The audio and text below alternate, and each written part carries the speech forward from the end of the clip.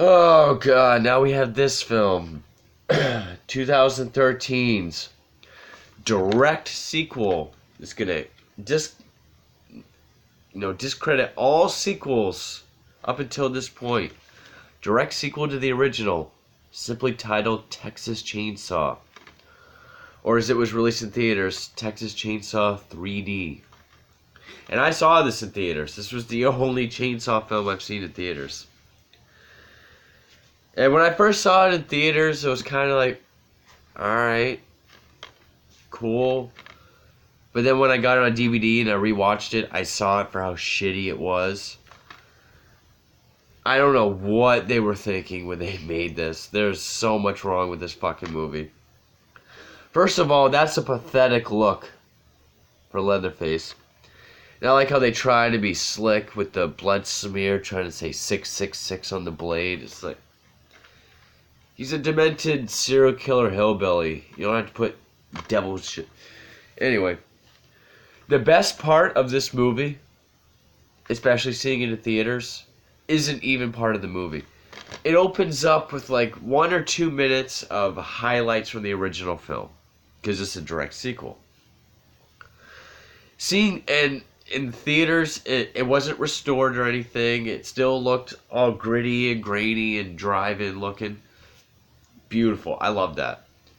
That was the closest I've ever seen the original in theaters, so that was fun. And I will say the 3D was probably the best I've ever seen in like a movie theater, other than at like an amusement park or something.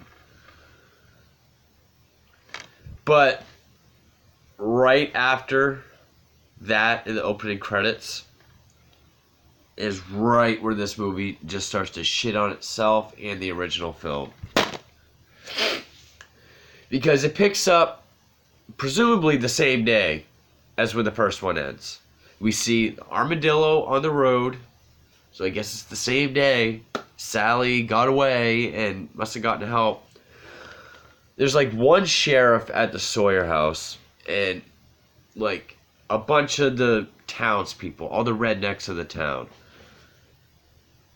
You know, now they realize all the people that have gone missing is because of them. And, well, and this doesn't make sense. Okay, Bill Moseley plays the cook. I was like, okay, I can see that. Nice nod to the original, because he also, well, past films, because Bill Moseley played Chop Top in Chainsaw 2. He did a good job at playing the cook. Of course, he's only in it for like 15 seconds, if that. And the rest of the house, there's like a dozen random family members. We don't know their names, their relation, where they came from. When the original film ended, since the hitchhiker got killed, it's just the cook, Leatherface, and Grandpa. That's it. Now there's like a dozen more people. One of which is Gunnar Hansen, the guy that played Leatherface in the original.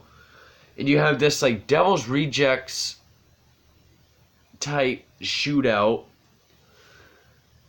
Oh, you see Leatherface for like a half a second.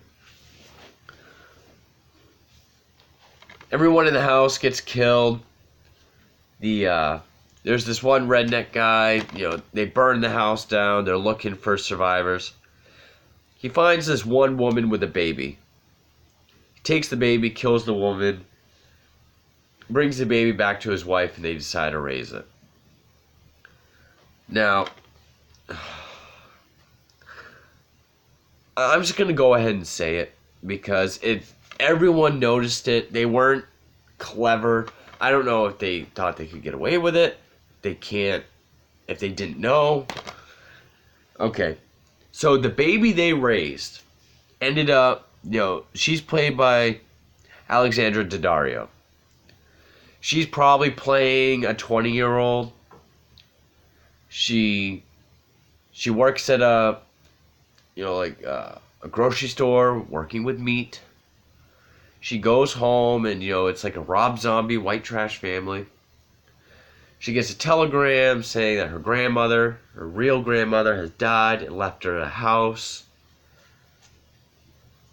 And her real parents don't or her adopted parents don't care about her. They say, we took you from a shithole. So her boyfriend, played by Trey Songz, and her best friend and her kind of date. They're supposed to go to Mardi Gras. Now they're going with her to check out this house that she inherited. So they get all the way there, and it's a mansion. I don't know why. And from the inside, it looks like the same fucking house from the remake and its prequel. But, you know, it's all done up and nice looking. The realtor, his name isn't even on the back, but it says, but Bill Moseley and Gunnar Hansen is. So I'll have to look this up.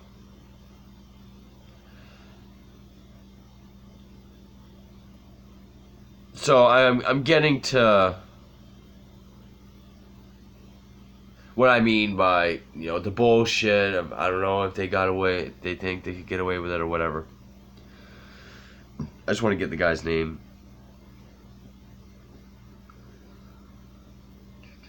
Could have done this before.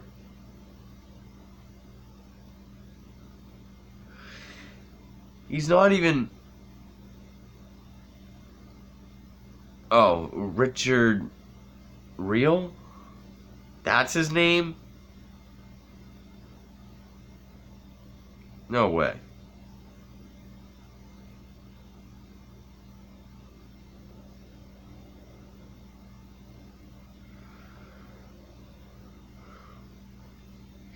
Anyway, oh yeah, and John Dugan, the guy that played Grandpa in the original film, is in.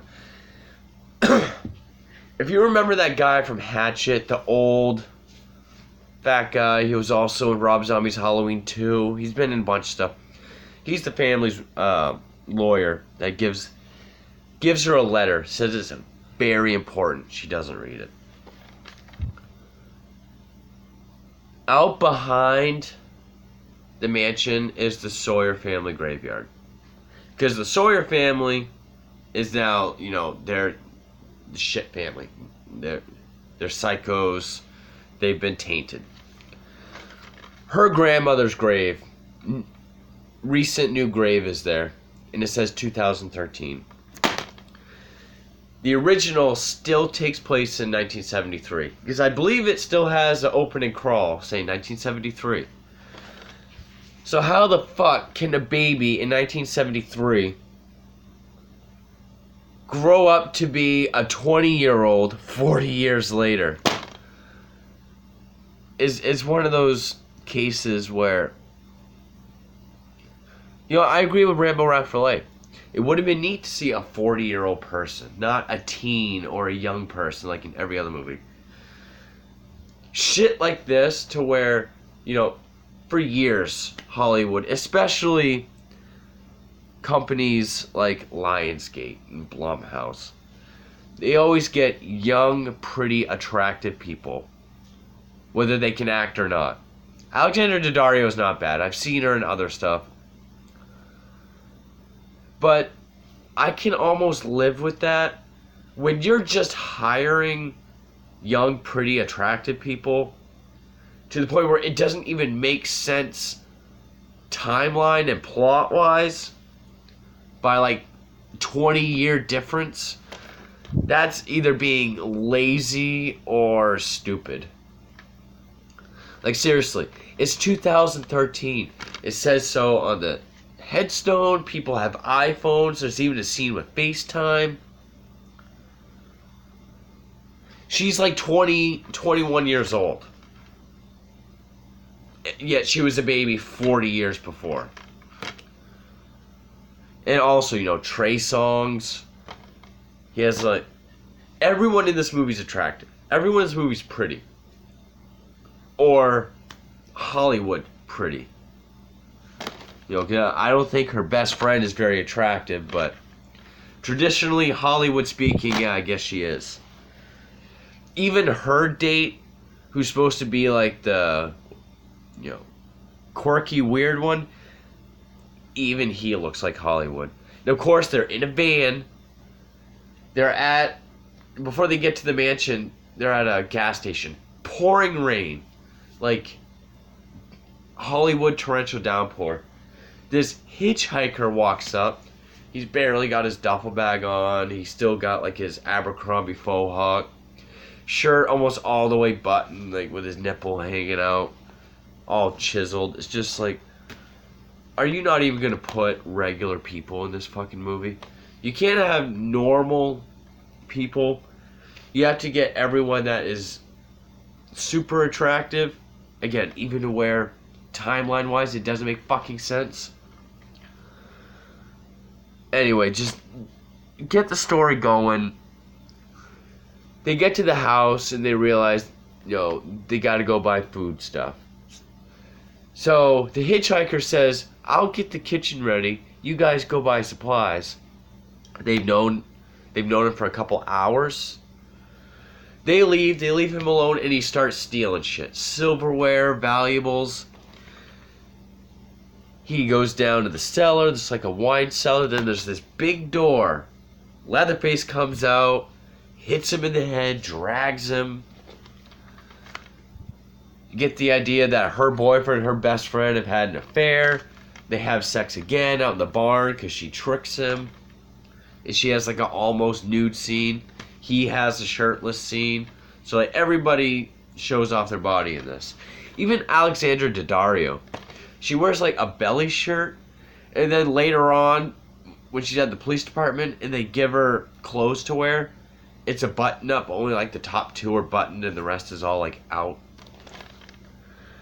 Stupid decisions. More so stupid than usual. Like, because they get back, they realize, this guy robbed us. Somehow, there's a chase with her and Leatherface, Alexandra Daddario. She runs outside, and her grandmother's grave has been dug up. Apparently, Leatherface dug her up. She hides in the coffin that's in the ground, which is dumb on so many levels. Because one, he starts chainsawing through the lid. He could just cover you up. But then, her boyfriend and friend come out. They get his attention. Of course, they get in the van. They can't wait for the gate to open. Accident, flip over. Trey Songz dies, but the girls... this movie rips off almost everything. I don't remember exactly how, but you have a girl in a... Oh, that's what it is. You have a group of people in a van. You have a hitchhiker or someone they pick up. Later on, you have the two females being terrorized in the van. You have a girl in a freezer or a compartment. You have meat hooks.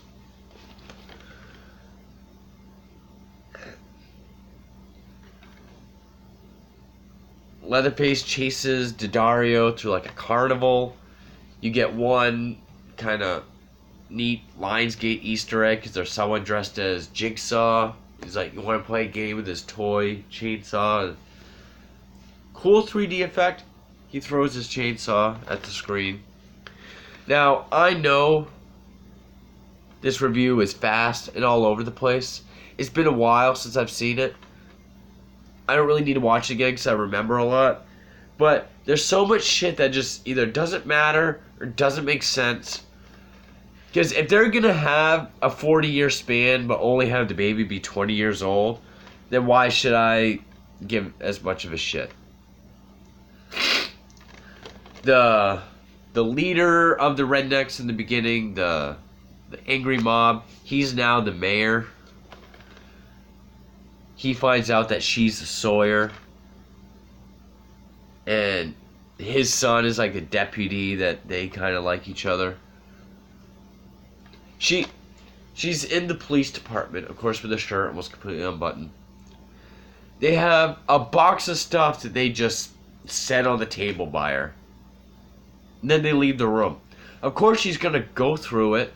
That's where she discovers her history. And that the townspeople were called heroes for killing her family. And so it's like,